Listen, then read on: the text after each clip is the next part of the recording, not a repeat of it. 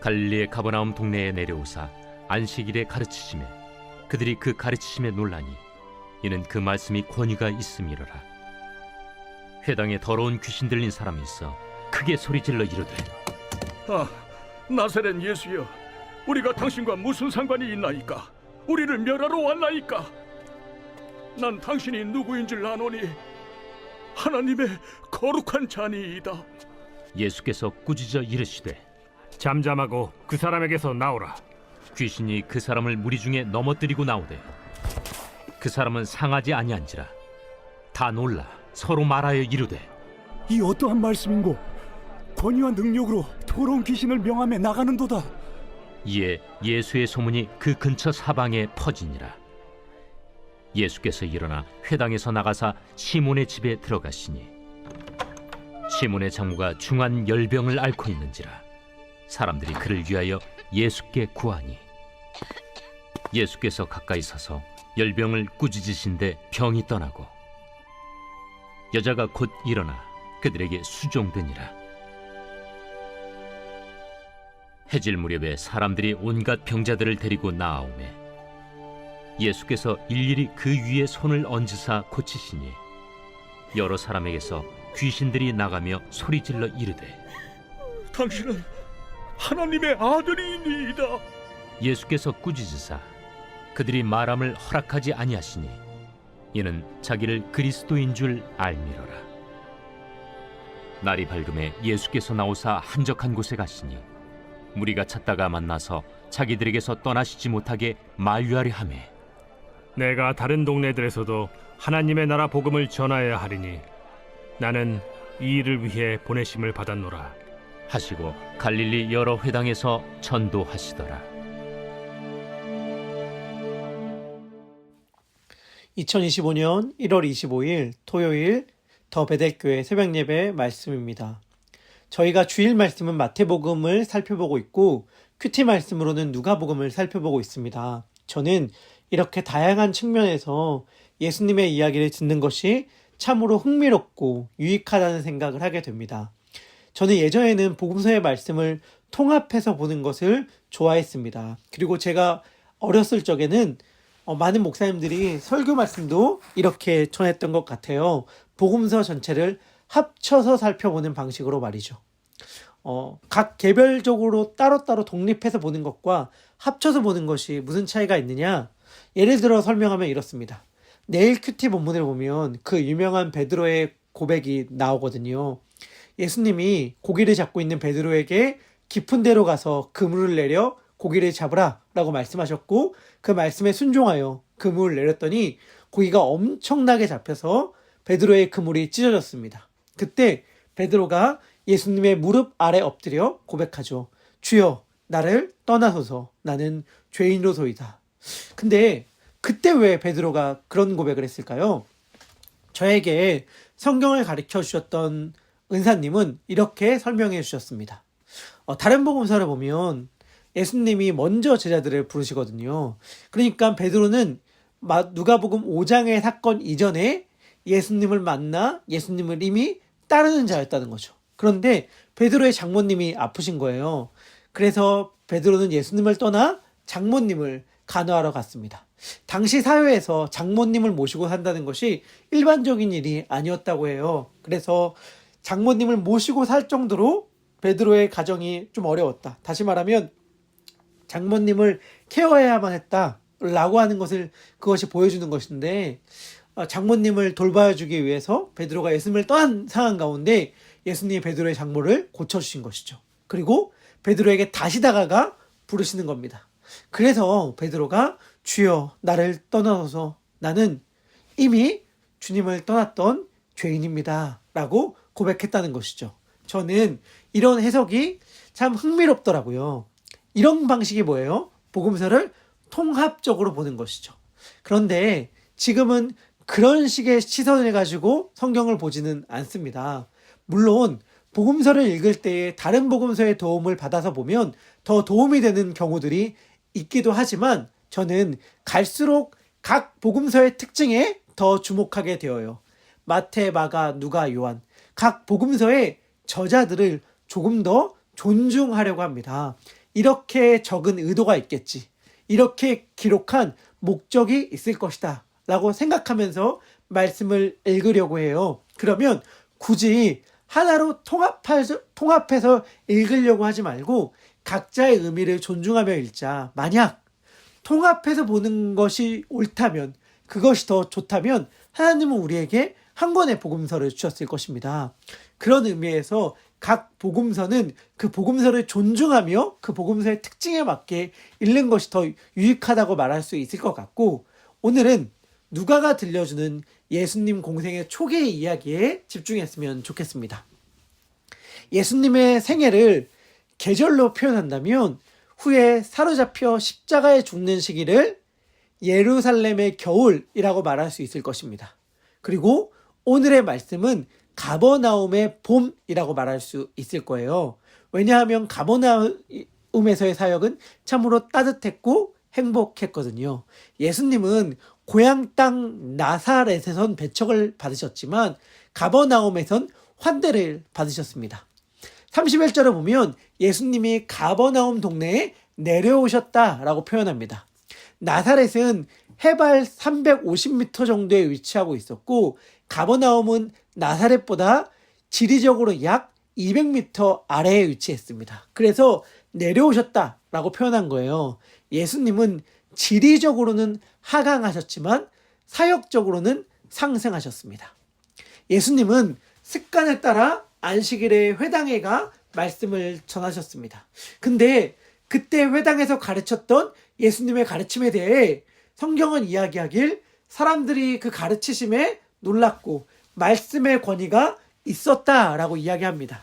이때 권위가 있었다는 말의 의미는 무슨 소위 거룩해 보이는 목소리로 말씀하였다든지, 예를 들면 할렐루야 믿습니까?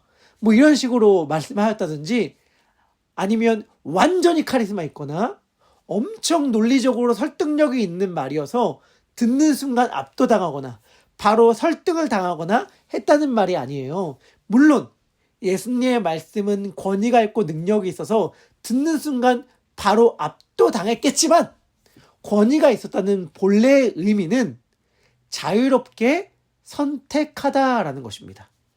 자유롭게 선택하다.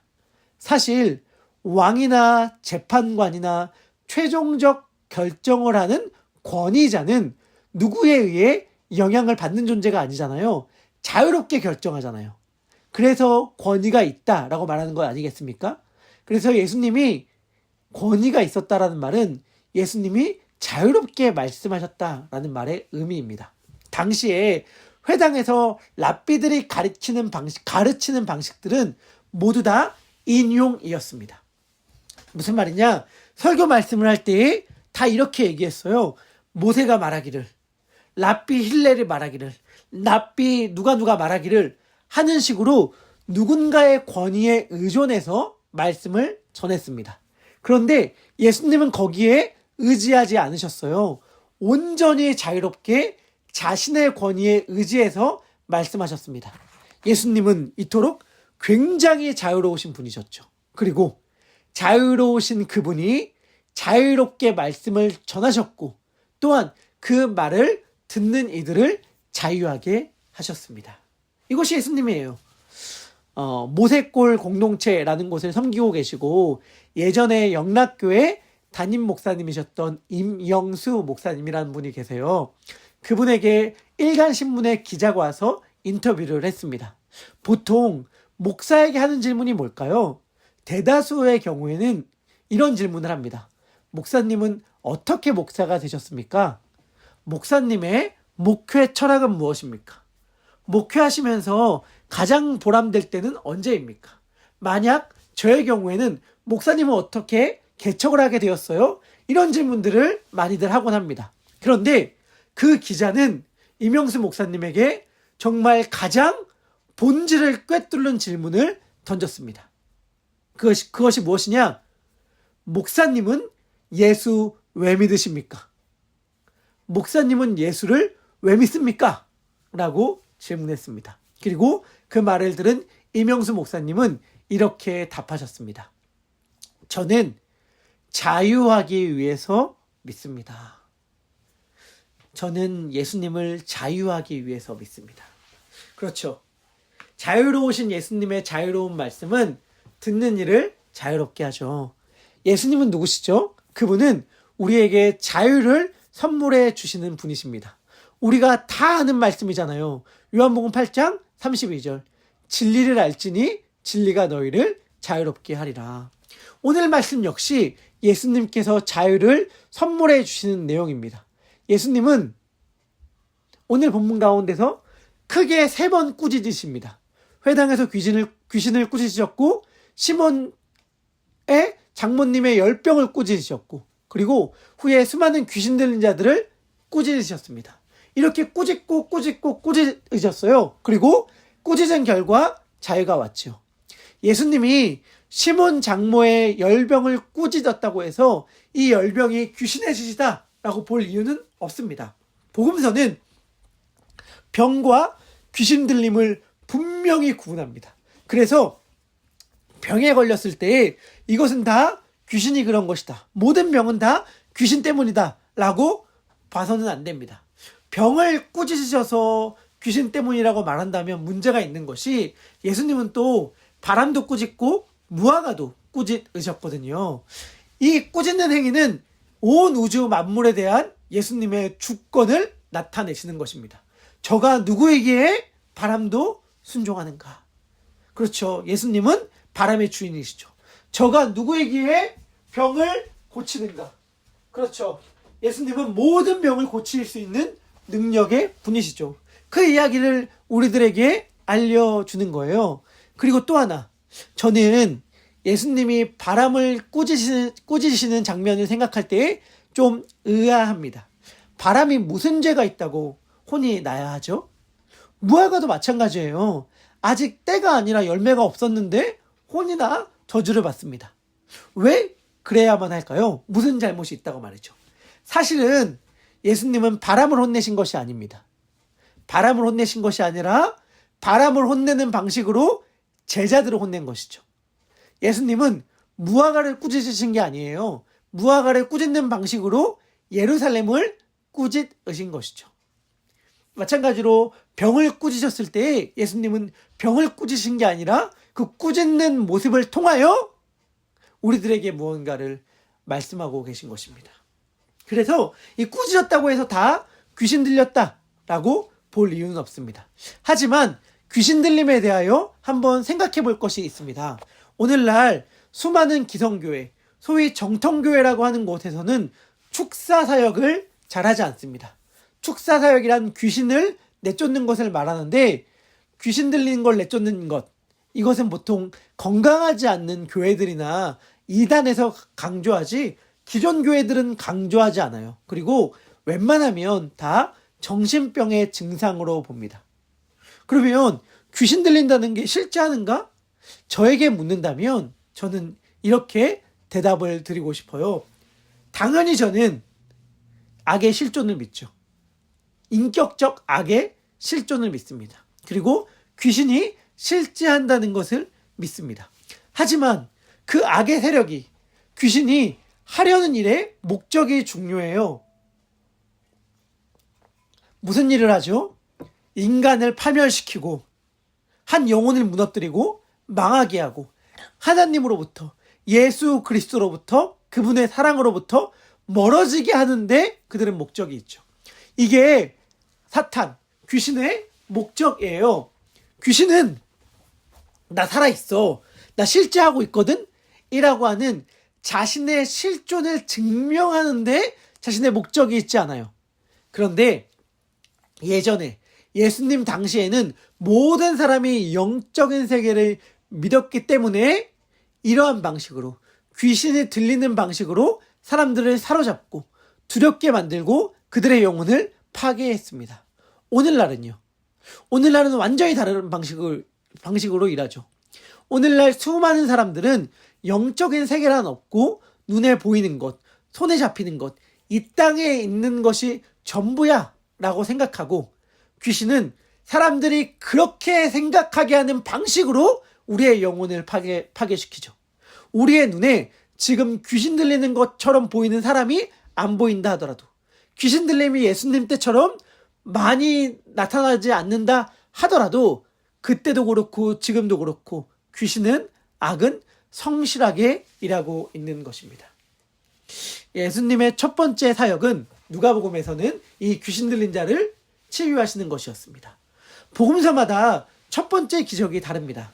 어디에서는 나병 환자를 고치는 기적이 처음이기도 하고 어디에서는 물을 포도주로 바꾸는 기적이 처음이기도 합니다. 누가복음의 첫 번째 기적은 귀신 들린 사람을 고치신 거예요.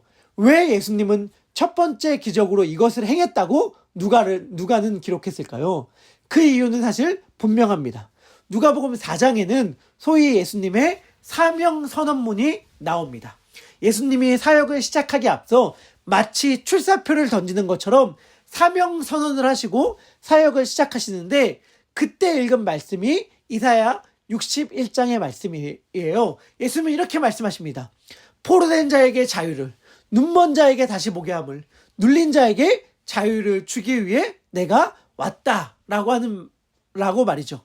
그리고 예수님은 지금 눌려있는 자, 포로된 자에게 자유를 주십니다. 꾸짖는 방식으로요. 왜요? 안타까우셔서 귀신에 의해, 병에 의해, 환경과 상황에 의해 억눌려 있는 우리들의 모습이 너무 안타까우셔서 꾸짖으시며 우리에게 자유를 주십니다. 우리들도 이들처럼 눌려 있고 매여 있죠. 사로잡혀 있죠. 회당에서 귀신 들린 자 이야기 가운데 굉장히 독특한 점이 저의 눈에 들어왔습니다.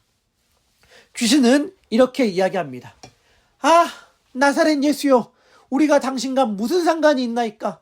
우리를 멸하러 왔나이까? 나는 당신이 누구인 줄 아노니 하나님의 거룩한 자이니이다. 이때 귀신은 우리를 멸하러 왔나이까? 우리가 당신과 무슨 상관이 있나이까? 라고 하는 우리, 복수를 사용합니다. 회당에 귀신 들린 자들이 여러 명이 있어 그렇게 말했을 수도 있을 것 같아요. 이때 귀신이라는 말은 단수로 사용되었기 때문에 여러 귀신이 한 사람에게 들어간 것은 아마 아닐 것입니다. 그래서 회당에 귀신 들린 사람이 여러 명 있었기 때문에 우리를 멸하러 왔나이까? 라고 말했을 수도 있을 거예요. 하지만 저는 그렇게 보이지 않습니다. 저는 이 우리가 귀신과 귀신 들린 사람을 가리키는 것으로 보입니다. 그러니까 귀신은 이렇게 말하는 거죠. 내가 이 사람을 떠나면 이 사람 죽습니다. 내가 이 사람을 떠나버리면 이 사람은 망가지고 말 것입니다. 라고 귀신은 이야기해요. 이게 그의 음성이고 우리가 다 듣는 이야기입니다. 우리 모두는 한 명도 예외 없이 다 사로잡혀 있는 것이 있죠. 그리고 우리도 알아요. 그 일에 우리가 사로잡혀 있다는 것을. 그것 때문에 계속 스트레스를 받고 계속 끌려다녀요. 계속 눌려 있어요. 그런데 우리의 마음 한켠에 또 뭐가 있느냐? 그것 때문에 눌려 있고 그것 때문에 끌려다니고 그것 때문에 힘들지만 그게 없으면 죽을 것 같아. 그게 없으면 망할 것 같아. 그래서 계속 끌려다니고 매여있고 눌려있는 거예요. 내가 돈에 끌려다니는 걸 알아요. 눌려있는 거 알아요. 스트레스를 많이 받아요. 그런데 돈이 없으면 죽을 것 같아. 망할 것 같아. 그래서 계속 눌려있는 거예요. 사람들의 인정, 평판에 목을 매면서도 그것들의 눈치를 보느라 잔뜩 눌려있으면서도 그것이 없으면 망할 것 같아요. 그래서 계속 거기에 끌려다니는 것이죠. 그래서 거기서 자유하라고, 그것을 놓아도 괜찮다고 우리들에게 말씀하시는 예수님을 향해 우리는 되려 떠나가라고 말을 합니다. 당신의 음성을 들으면 망할 것 같으니, 멸할 것 같으니 제발 우리를 떠나십시오 라고 우리는 예수님에게 이야기하죠. 그런데 성경은 말합니다. 뭐라고 이야기하는가? 귀신이 그 사람을 무리 중에 넘어뜨리고 나오되 그 사람은 상하지 아니한지라. 아멘. 그 사람은 상하지 않습니다.